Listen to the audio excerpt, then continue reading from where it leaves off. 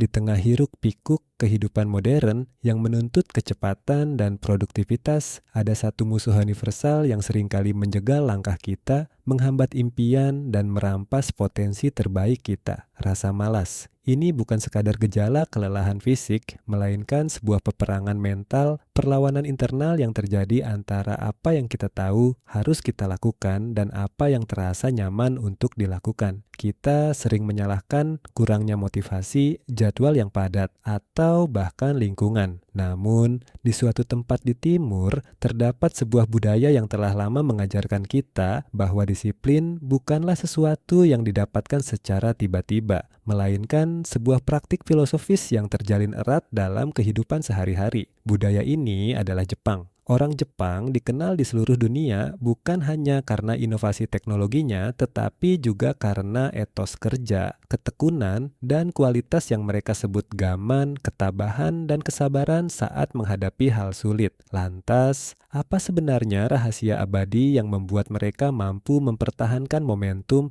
mengusir rasa malas yang membelenggu, dan bahkan menemukan kegembiraan dalam prosesnya? Jawaban Jepang terhadap rasa malas tidak terletak pada teriakan motivasi yang membakar semangat sesaat, melainkan pada 4 pilar filosofis yang tenang, berkelanjutan, dan sangat praktis. Kita akan menyelami satu persatu pilar tersebut yang dimulai dari menemukan alasan paling mendasar mengapa kita harus bangun dari tempat tidur setiap pagi hingga memahami kekuatan perubahan yang sangat kecil, cara mempertahankan semangat pemula, dan akhirnya mengelola ruang serta waktu kita. Pilar pertama yang harus kita pahami adalah Ikigai, konsep yang bukan sekadar karier tetapi alasan eksistensi kita. Kemudian kita akan beralih ke Kaizen, seni melakukan perubahan yang begitu kecil hingga rasa malas, bahkan tidak menyadari bahwa kita sudah mulai bergerak. Selanjutnya, kita akan membahas Shoshin, pikiran pemula yang menjaga antusiasme kita tetap menyala. Dan yang terakhir, kita akan melihat bagaimana konsep Ma dan Seiri membantu kita menata lingkungan dan waktu, menghilangkan hambatan fisik yang sering menjadi pemicu kemalasan. Keempat konsep ini, bila dipadukan, membentuk sebuah benteng kokoh yang tidak hanya mengalahkan rasa malas, tetapi juga mengubah cara kita memandang hidup dan pekerjaan. Bersiaplah untuk mendapatkan wawasan yang transformatif, karena skrip ini akan membongkar tuntas bagaimana kamu bisa mulai menerapkan rahasia Jepang ini hari ini juga. Mari kita mulai perjalanan ini dengan pertanyaan fundamental. Mengapa kamu ada di sini? Jawabannya terletak pada Ikigai. Rasa malas yang paling berbahaya bukanlah malas melakukan tugas, melainkan malas menjalani hidup. Ini adalah bentuk apatis yang mendalam, perasaan bahwa segala upaya itu sia-sia atau tidak ada gunanya. Disinilah filosofi Ikigai dari Pulau Okinawa berperan sebagai fondasi pertama dalam pertahanan melawan kemalasan. Ikigai secara harfiah berarti alasan untuk hidup atau alasan untuk bangun di pagi hari. Namun, dalam konteks Jepang modern, Ikigai dipahami sebagai titik temu dari 4 elemen fundamental dalam hidup kita. Q1, apa yang kamu sukai? 2, apa yang kamu kuasai? 3, apa yang dibutuhkan dunia? Dan 4, apa yang dapat menghasilkan uang bagimu? Berbeda dengan pandangan barat yang sering menyamakan tujuan hidup dengan kesuksesan finansial yang gemilang, Ikigai adalah tentang keseimbangan dan kegembiraan. Sebuah keadaan di mana kita merasa hidup kita memiliki makna dan arah, sehingga rasa malas kehilangan daya cengkeramnya. Untuk membangun benteng Ikigai, kita harus memulai dengan introspeksi yang jujur. Paragraf pertama di Ikigai membahas bagaimana proses menemukan titik temu ini secara alami meniadakan kemalasan. Jika kamu mencintai apa yang kamu lakukan, bahkan ketika tugas itu sulit, itu tidak terasa seperti pekerjaan yang harus ditunda, melainkan sebuah panggilan yang harus dipenuhi. Jika kamu juga mahir dalam hal itu, rasa frustrasi yang sering memicu penundaan akan berkurang. Dan yang terpenting, ketika pekerjaanmu dibutuhkan dan memberikan kontribusi nyata kepada orang lain atau masyarakat, sebuah prinsip etos kolektif yang kuat di Jepang, kamu didorong oleh tanggung jawab yang lebih besar daripada sekadar kepentingan pribadi. Rasa malas seringkali tumbuh dari isolasi dan ketidakberartian. Ikigai menyembuhkan hal ini dengan menghubungkanmu pada sesuatu yang lebih besar dari dirimu sendiri, memberikan energi intrinsik yang jauh lebih kuat daripada motivasi ekstrinsik seperti uang atau pujian semata. Dengan ikigai, kamu tidak lagi perlu memaksa dirimu untuk bekerja. Sebaliknya, kamu merasa ditarik oleh tujuanmu. Para peneliti telah menunjukkan bahwa orang-orang yang memiliki ikigai yang jelas cenderung hidup lebih lama, lebih sehat, dan tentu saja menunjukkan tingkat kegigihan yang jauh lebih tinggi dalam menghadapi kesulitan, membuktikan bahwa alasan untuk hidup adalah anti malas yang paling efektif. Namun, mencari ikigai bukanlah tugas satu malam, dan ini adalah poin penting dalam narasi ikigai. Banyak orang terjebak dalam mitos bahwa ikigai haruslah satu hal besar yang permanen. Padahal seringkali ikigai ditemukan dalam hal-hal kecil yang terakumulasi. Misalnya, seorang ibu rumah tangga mungkin menemukan ikigainya dalam memelihara keharmonisan keluarga, apa yang disukai, terampil mengatur keuangan, apa yang dikuasai, memberikan rasa aman bagi anak-anak, apa yang dibutuhkan dunia, dan mungkin mendapatkan sedikit penghasilan dari kerajinan tangan, apa yang dibayar. Intinya, ikigai mengajarkan kita untuk menghargai proses dan koneksi antar elemen ini. Jadi, untuk melawan rasa malas secara ikigai, langkah pertamanya adalah mengambil waktu untuk memvisualisasikan 4 lingkaran besar dalam hidupmu. Di mana persinggungannya? Di mana letak tugas yang membuatmu kehilangan kesadaran akan waktu karena begitu menikmatinya? Ketika jawaban ini mulai terungkap, rasa malas akan mulai tergerus karena kamu tidak lagi melihat tugas sebagai beban, melainkan sebagai jalan menuju pemenuhan diri yang bermakna. Ini adalah fondasi mental yang memastikan bahwa ketika kita beralih ke filosofi berikutnya, teknik praktis untuk memulai pergerakan, kita tahu betul mengapa kita harus bergerak. Setelah kamu berhasil mengidentifikasi ikigaimu, tantangan berikutnya muncul. Bagaimana cara menerjemahkan tujuan besar itu menjadi tindakan nyata tanpa merasa kewalahan, rasa malas, atau yang dalam konteks modern kita sebut sebagai penundaan atau prokrastinasi, seringkali muncul bukan karena kita tidak memiliki tujuan, melainkan karena jurang pemisah antara tujuan itu dan kondisi kita saat ini terasa terlalu besar. Misalnya, kamu ingin menulis buku,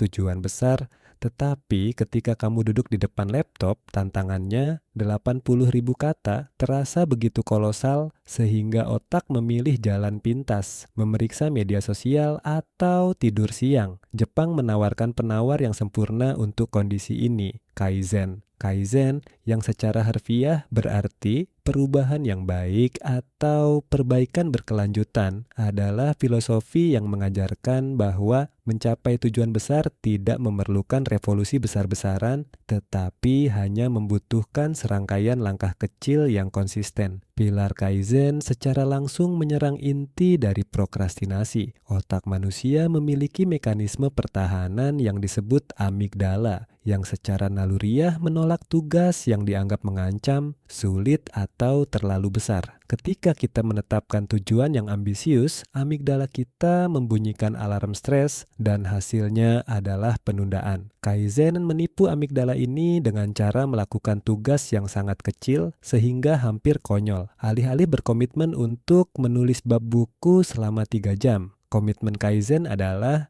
menulis 1 kalimat atau duduk di depan meja kerja selama 2 menit. Tugas yang sangat kecil ini, langkah bayi jika kamu mau tidak memicu alarm stres di otak. Sebaliknya, hal itu memulai apa yang disebut keterikatan tugas atau the Zeigarnik Effect. Begitu kita memulai sesuatu, meskipun hanya sebagian kecil, otak kita terprogram untuk ingin menyelesaikannya. Rasa puas yang didapatkan dari menyelesaikan 1 kalimat seringkali secara otomatis memicu dorongan untuk menulis kalimat kedua, kemudian paragraf, dan tanpa disadari, sesi 3 jam yang awalnya terasa menakutkan sudah kita lakukan dengan lancar. Ini adalah kekuatan momentum yang diaktifkan oleh Kaizen. Dalam konteks manajemen dan produktivitas, Kaizen adalah alasan mengapa banyak perusahaan Jepang unggul dalam kualitas. Mereka tidak menunggu krisis besar untuk melakukan inovasi. Sebaliknya, mereka mendorong setiap karyawan dari lantai pabrik hingga ruang rapat untuk mencari dan menerapkan perbaikan 1% setiap hari. Filosofi ini mengajarkan kita untuk merayakan peningkatan tidak peduli seberapa kecilnya dan untuk memahami bahwa konsistensi 1% setiap hari dalam setahun akan menghasilkan peningkatan kumulatif sebesar 37 kali lipat. Bayangkan, ini diterapkan pada rutinitas anti malas. Jika hari ini kamu membaca 1 halaman lebih banyak dari kemarin, atau berolahraga 1 menit lebih lama, atau merapikan 1 laci di mejamu, dalam sebulan, lingkungan kerjamu dan kemampuanmu sudah meningkat secara eksponensial. Inti dari Kaizen bukanlah kecepatan, melainkan kekuatan dan keandalan sistem. Jangan fokus pada hasil yang jauh. Fokuslah pada proses hari ini, bahkan hanya untuk langkah yang paling kecil. Ini adalah janji yang mudah ditepati, dan keberhasilan dalam menepati janji-janji kecil adalah pupuk terbaik untuk disiplin diri. Kaizen membuktikan bahwa untuk mengalahkan raksasa rasa malas, kamu tidak perlu pedang besar. Kamu hanya perlu 1 kerikil kecil yang diluncurkan dengan konsisten setiap hari.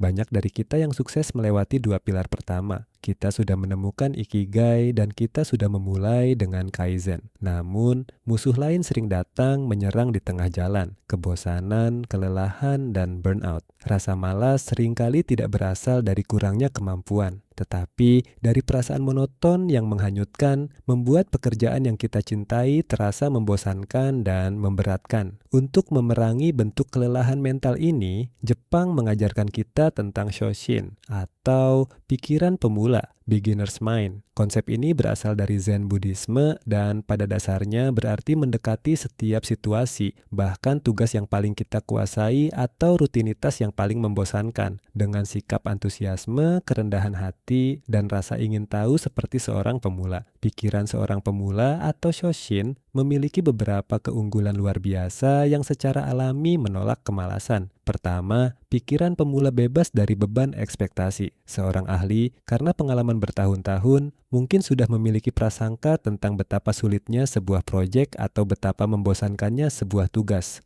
Sebaliknya, seorang pemula melihat tugas yang sama sebagai peluang untuk belajar, bukan sebagai tes yang harus lulus. Dengan mengadopsi Shoshin, kita melepaskan beban "aku harus sempurna" atau "aku sudah tahu semua ini" yang seringkali menjadi pemicu penundaan. Sebaliknya, kita bertanya, apa hal baru yang bisa aku pelajari dari pengalaman ini, meskipun ini adalah tugas yang sama yang kulakukan kemarin?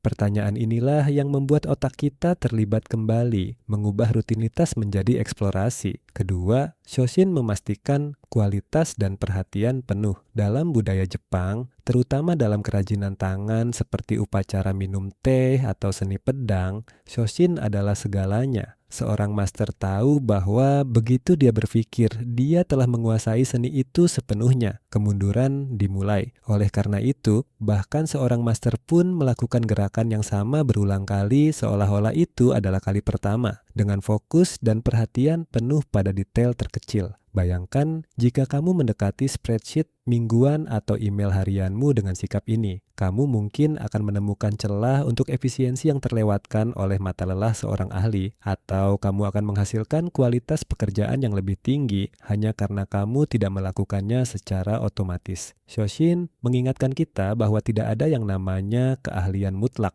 Selalu ada ruang 1% untuk perbaikan dan tugas kita adalah mencari 1% itu. Rasa malas yang lahir dari kebosanan adalah racun. Shoshin adalah penawarnya, menyuntikkan kembali rasa takjub dan eksplorasi ke dalam setiap momen kerja kita. Menerapkan Shoshin secara praktis berarti sering-sering melakukan riset mental. Sebelum memulai tugas, luangkan waktu 30 detik untuk menarik napas dan berandai-andai kamu adalah orang yang baru pertama kali melakukan tugas ini. Bagaimana kamu akan mendekatinya? Alat baru apa yang akan kamu gunakan? Sudut pandang apa yang akan kamu ambil? Pendekatan ini tidak hanya mengusir rasa malas, tetapi juga merupakan fondasi bagi inovasi dan kreativitas.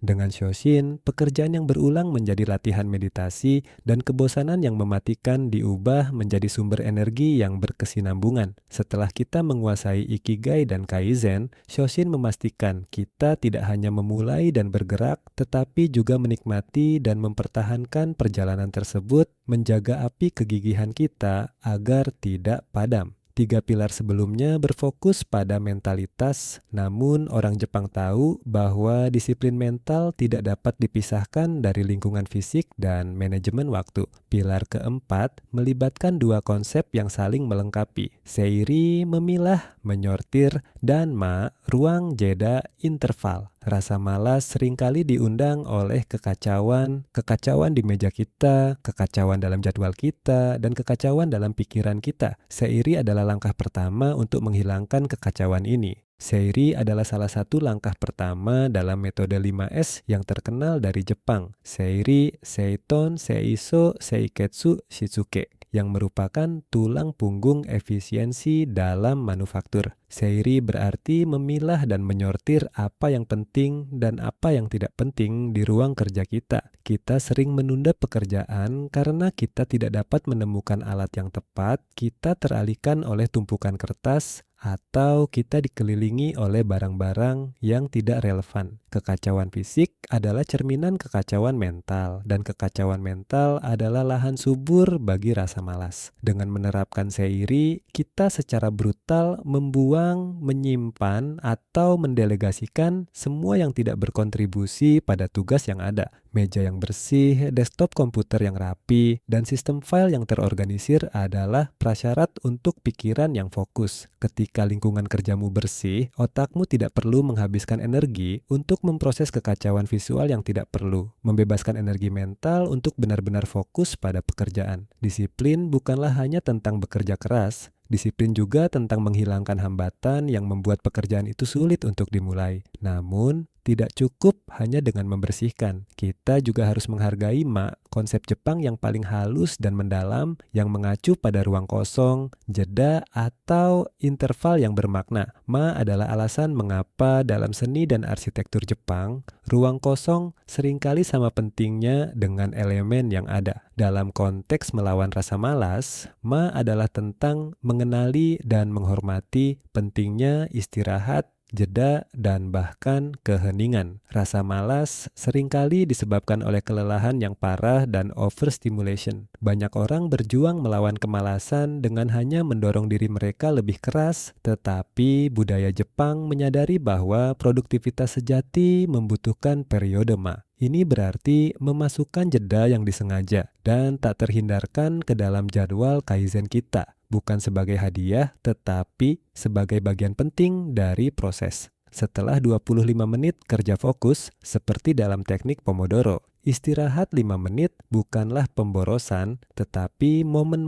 yang mengisi ulang, mencegah kelelahan mental, dan mempertahankan Shoshin. Juga berlaku untuk waktu yang kamu ambil di antara proyek-proyek atau bahkan keheningan yang kamu ciptakan di pagi hari sebelum memulai pekerjaan. Dengan menghargai dan merencanakan kita mencegah diri kita mencapai titik jenuh yang memicu rasa malas total. Kita tidak hanya disiplin dalam bekerja, tetapi juga disiplin dalam beristirahat. Dan disiplin dalam beristirahat adalah rahasia terbesar untuk mempertahankan produktivitas jangka panjang. Gabungan seiri yang membersihkan hambatan dan yang melindungi energi kita menciptakan sistem anti malas yang berkelanjutan di mana kita bekerja dengan kualitas, bukan hanya kuantitas. Kita telah menjelajahi 4 pilar yang menjadi rahasia abadi orang Jepang dalam melawan rasa malas. Mereka tidak bergantung pada motivasi emosional yang fluktuatif, tetapi pada sebuah sistem filosofis yang teruji waktu dan terbukti efektif. Ikigai memberi kita tujuan, magnet yang menarik kita dari tempat tidur. Kaizen memberi kita metodologi, langkah kaki kecil yang menipu rasa takut kita dan memulai momentum. Shoshin memberi kita semangat yang segar, anti racun untuk kebosanan dan kelelahan mental. Dan Seiri serta memberi kita lingkungan dan waktu yang terstruktur, menghilangkan hambatan fisik dan mental yang memicu penundaan. Keempatnya bukanlah teknik yang terpisah, melainkan sebuah siklus yang saling menguatkan. Tujuanmu, ikigai, diwujudkan melalui perbaikan kecil, kaizen, yang kamu lakukan dengan antusiasme yang diperbarui setiap hari, shoshin, dalam lingkungan yang bersih dan dengan jeda yang disengaja, seiri enma. Kini, tugasmu bukanlah untuk mengubah hidupmu dalam semalam. Mengingat filosofi yang kita pelajari hari ini, hal itu akan menjadi anti kaizen. Tugasmu adalah memulai dengan satu hal kecil. 1.